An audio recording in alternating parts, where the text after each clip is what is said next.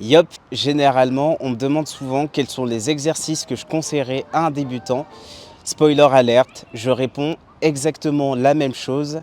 Commencer par des exos polyarticulaires tels que pompe, squat, traction et burpees. Bien sûr, en faisant le plus de répétitions ou sous forme de Tabata. Et surtout, ne pas négliger les temps de repos et les jours de repos entre les séances.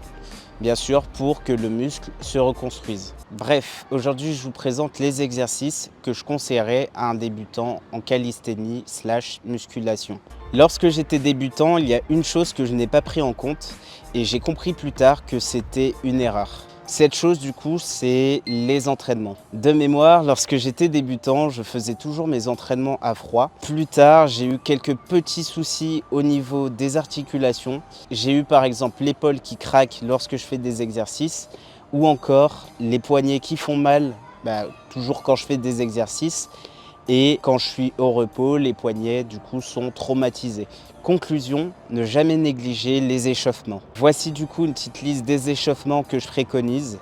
Donc tout d'abord, il y a pour les poignets le weird stretch, pour les coudes flexion extension, pour les épaules l'égyptien, pour les hanches le 90-90 rotation, pour les genoux c'est juste des petits cercles. Et pour les chevilles, c'est des ankle stretch. Bref, les échauffements, c'est pas le sujet de cette vidéo. Dites-moi en commentaire si vous souhaitez que je fasse une vidéo spécialement dédiée aux échauffements.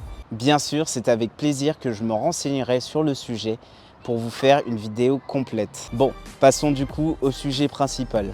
Pour l'occasion, j'ai sélectionné 5 exercices qui sont pompe, squat, traction et burpees. Et le petit dernier, je vous le dirai à la fin. Bien sûr, restez et n'hésitez pas à liker d'ailleurs. Bref, du coup, on commence avec les pompes. Du coup, les pompes, très bon exercice. Si vous n'y arrivez pas, vous pouvez faire des pompes surélevées. Et si c'est trop facile, des pompes sur les genoux.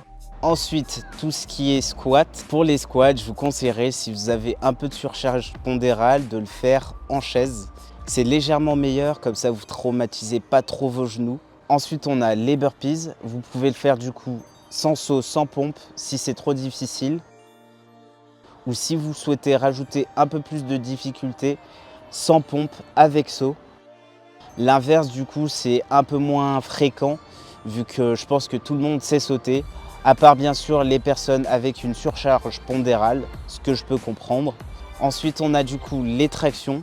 Si vous n'y arrivez pas, pareil, vous pouvez faire des tractions australiennes ou des tractions australiennes, les genoux pliés. Bien sûr, vous pouvez varier la hauteur. En haut, c'est plus facile et en bas, un peu plus difficile.